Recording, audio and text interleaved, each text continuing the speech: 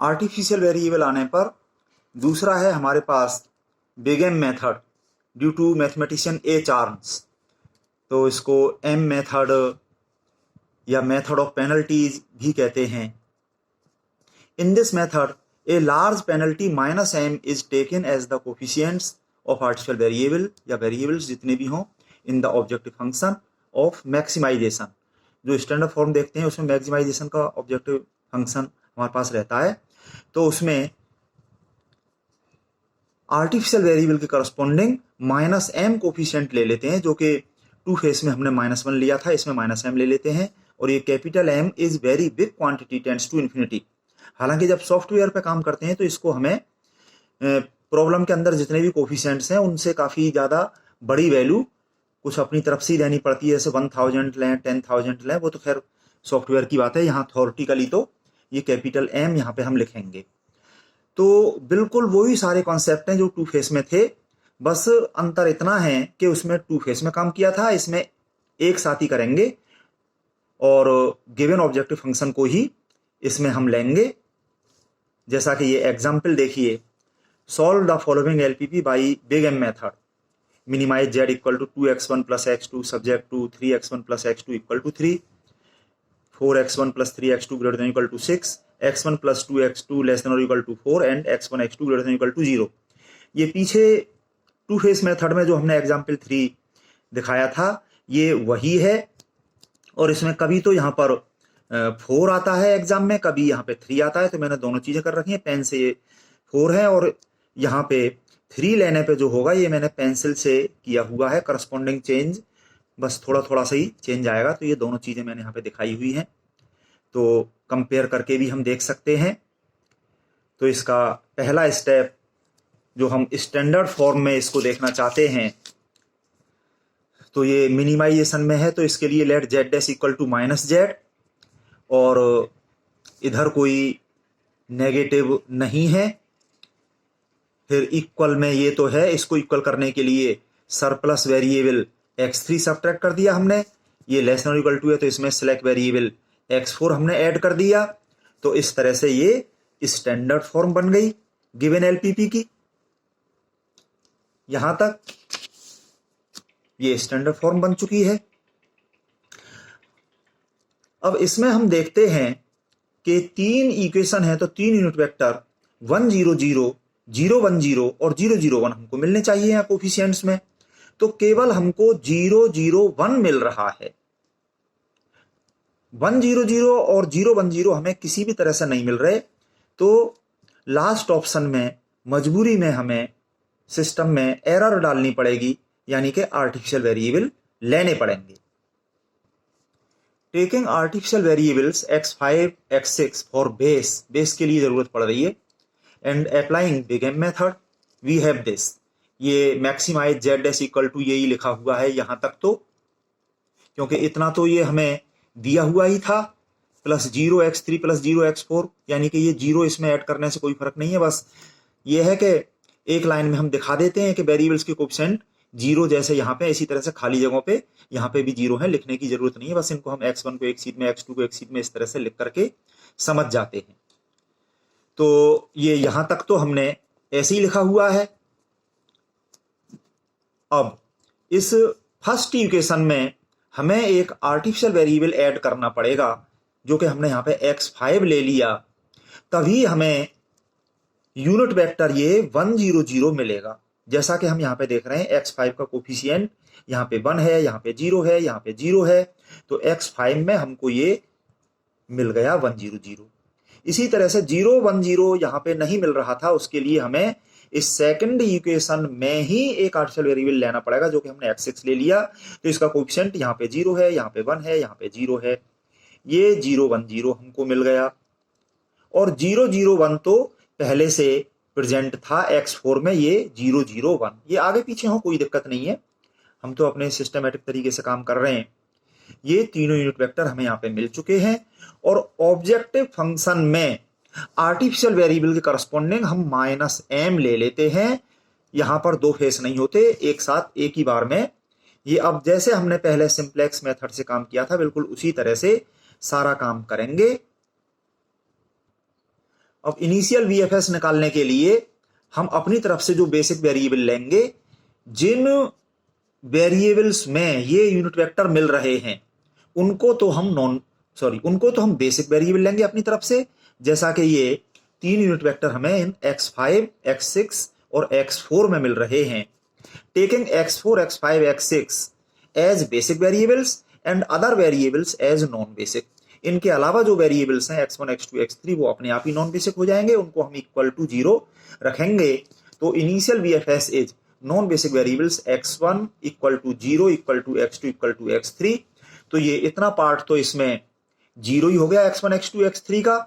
और ये first equation से हमें x5 की वैल्यू मिल गई 3, सेकंड इक्वेशन से x6 की वैल्यू मिल गई 6 और ये थर्ड इक्वेशन से हमें x4 की वैल्यू मिल गई ये 4 या फिर होगी ये 3। पेंसिल से मैं करके ये दोनों चीजें शो कर रहा हूं। कोई एक ही चीज मिलेगी एग्जाम में, वो हमें करना है, बस करस्पॉन्डिंग चेंज मामूली सा ये कुछ जगह पे ही होगा, बाकी इस पे पूरे सवाल पे फर्क नहीं पड़ेगा।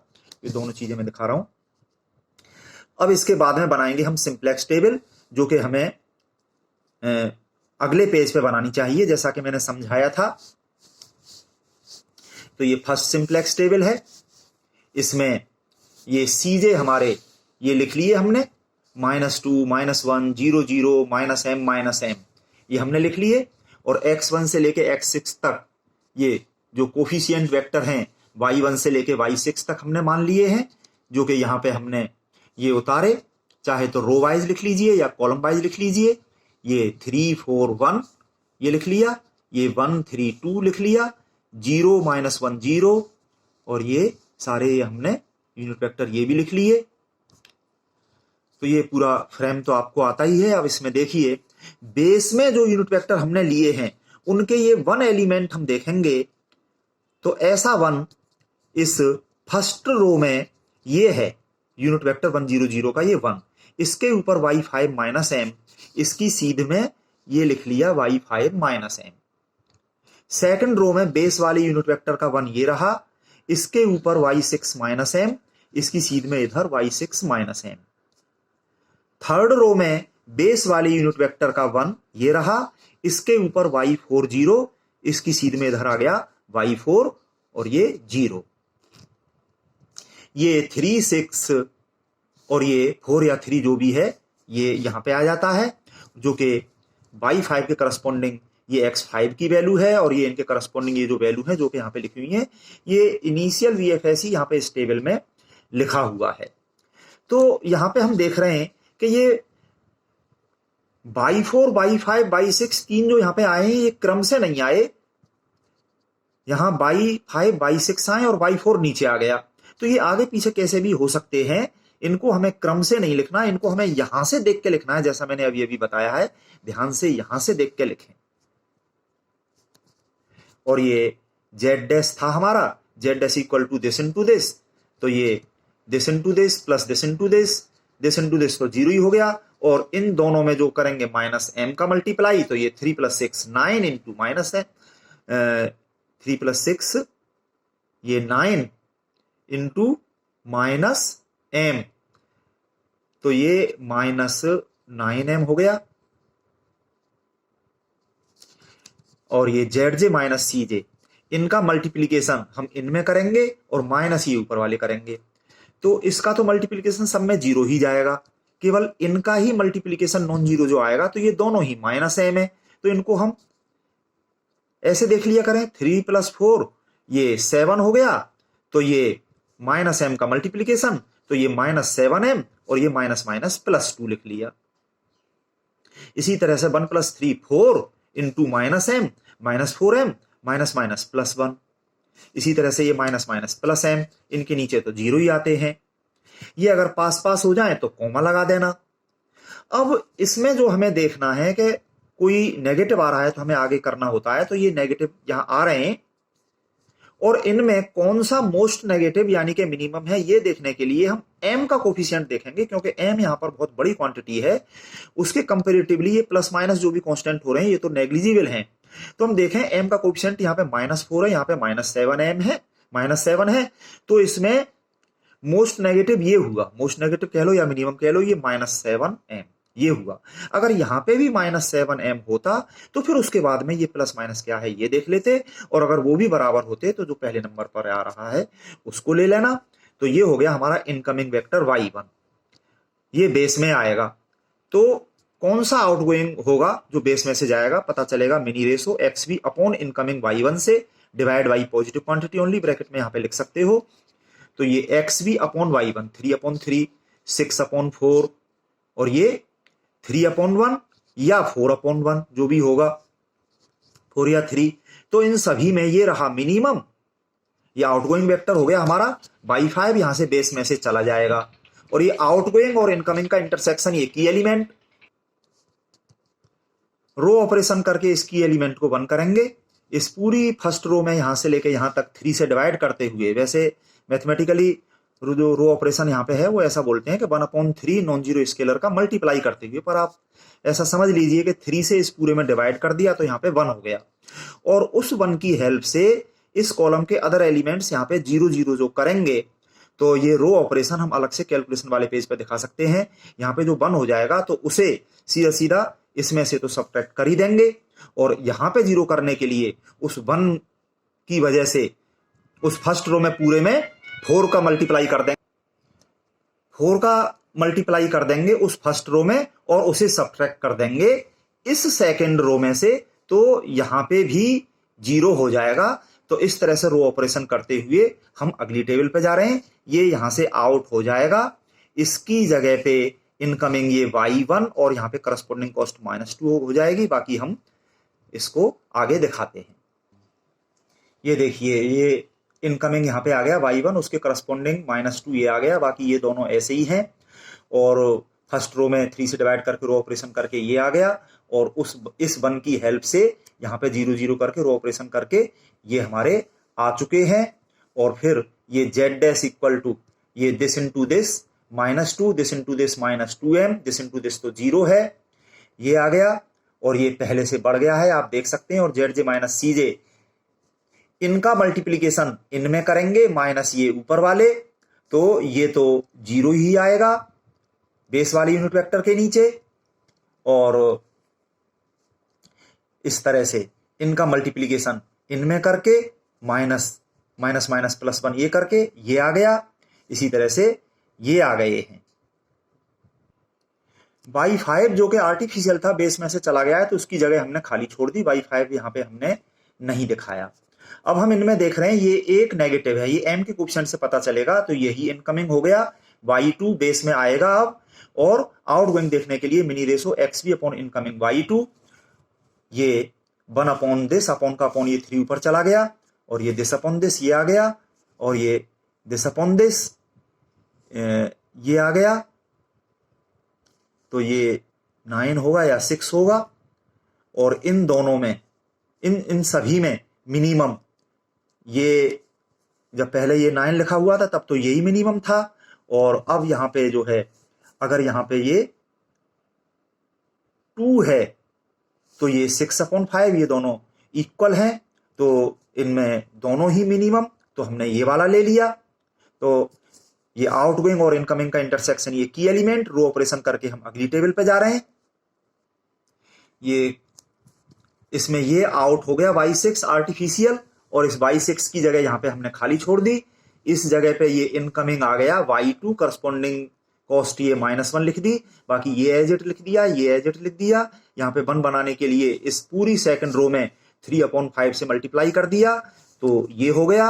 और इस 1 की हेल्प से यहाँ पे और यहाँ पे 0 करने के लिए रो ऑपरेशन किए, तो हमें ये 0 0 मिलके ये रो ऑपरेशन कैलकुलेशन वाले पेज पे दिखा करके ये आ गया।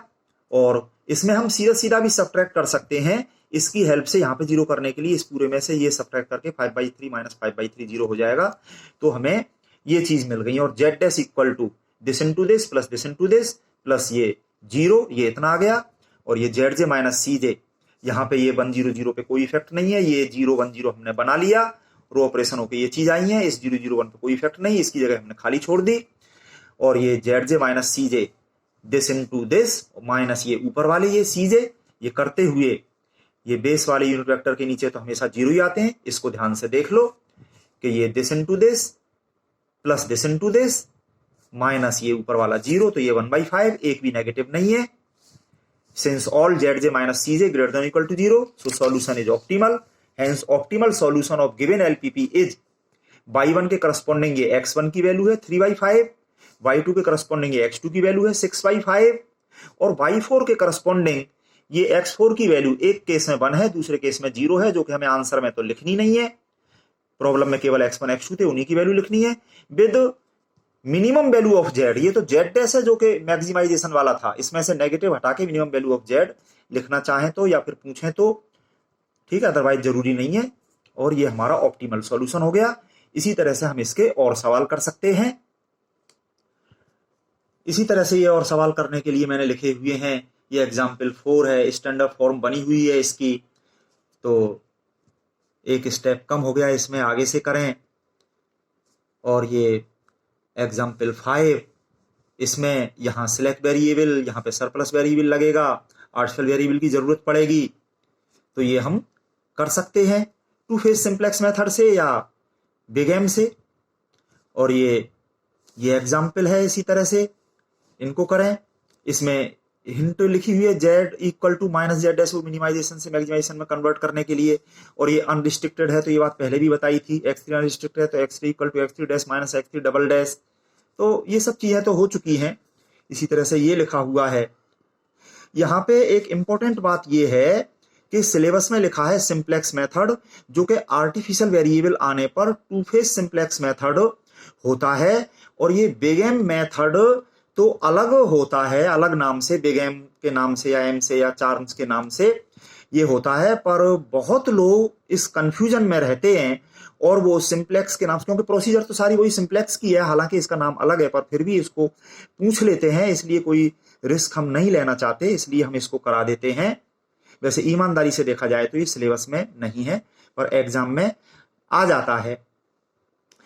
अब इसकी वेरियस पॉसिबिलिटीज भी हम बता दें, चाहे बिग एम हो या टू फेस हो, अगर all zj minus cj greater than equal to 0 हो, यानी कि अब इससे आगे तो हम कर नहीं सकते, और आर्टिफिशियल वेरिएबल प्रेजेंट है पॉजिटिव लेवल पे, उसकी वैल्यू आ रही है कुछ पॉजिटिव, तो given LPP has no feasible solution. If all non basic zj minus cj greater than 0 then LPP has unique optimal solution. जैसे हम देखते हैं यहां पर ये नॉन बेसिक केवल ये एक ही है और ये पॉजिटिव है, तो इसका यही एक यूनिक सॉल्यूशन होगा। अगर यहां पे भी हमें 0 मिल जाता तो ये पहचान होती मल्टीपल ऑप्टिमा की, कि वेरिएबल्स की वैल्यू इनके अलावा कुछ और भी हो सकती हैं मिनिमम वैल्यू ये आने के लिए, ये पहचान होती है, ये यूनिक ऑप्टिमल सॉल्यूशन है। और अगर नॉन बेसिक, जैसे ये देखो बेसिक है, ये नॉन बेसिक है, नॉन बेसिक में कहीं 0 मिल जाए यहाँ पे zj माइनस cj की वैल्यू, तो वो मल्टीपल ऑप्टिमा का केस है, ये पहचान, ये चीजें इस तरह से यहां पे लिखी हुई हैं। अगर मिनी रेशो ना मिले तो अनबाउंडेड सॉल्यूशन होता है, यानी 0 से डिवाइड नहीं करते, नेगेटिव से डिवाइड नहीं करते, छोड़ देते हैं, डैश लगा देते हैं। अगर सारे डैश लग जाएं तो अनबाउंडेड सॉल्यूशन हो जाता है। तो इस तरह से हम आंसर लिख सकते हैं। ये वेरियस पॉसिबिलिटीज यहां ध्यान से अच्छे से समझ लेना। इसी तरह से बिग एम मेथड से मैंने एक सवाल और यहाँ पे किया हुआ है, इसको आप देख लेना। ये हमें स्टैंडर्ड फॉर्म में दिया हुआ है, तो स्टैंडर्ड फॉर्म नहीं बनानी, और क्योंकि बेस के लिए ये यूनिट वेक्टर हमें पूरे नहीं मिल रहे, 3 मिलने चाहिए, 0 0 1 एक ही मिल रहा है, तो 2 आर्टिफिशियल वेरिएबल हमें यहाँ पे ये लेने पड़े। और फिर इनिशियल वीएफएस निकाला, सिंप्लेक्स टेबल बनाई, आर्टिफिशियल वेरिएबल के करस्पॉन्डिंग ये माइनस एम यहाँ पे ले लिया है। और बिल्कुल सिंप्लेक्स मेथड की तरह से प्रोसीजर तो सबकी एक जैसी ही है, ये करते हुए मोस्ट नेगेटिव पे इनकमिंग, फिर ये मिनी रेशो से आउटगोइंग, इंटरसेक्शन की एलिमेंट, रो ऑपरेशन करके अगली टेबल पे आ गए। फिर हमने देखा zj माइनस cj, अभी भी यहाँ पे 2 नेगेटिव है, मोस्ट नेगेटिव ये m के कोएफिशिएंट से पता चला, और फिर रो ऑपरेशन करके अगली टेबल पे जा रहे हैं। ये थर्ड टेबल बन गई, इसमें भी zj माइनस cj एक नेगेटिव है, तो इनकमिंग होके फिर ये रो ऑपरेशन करके ये अगली टेबल, ये लास्ट टेबल है, इसमें कोई नेगेटिव नहीं है, यहाँ पे ऑप्टिमल सॉल्यूशन लिख दिया। इसी तरह से सारे सवाल करिए, बुक से आंसर मिलाइए, कहीं कोई प्रॉब्लम हो तो पूछिए।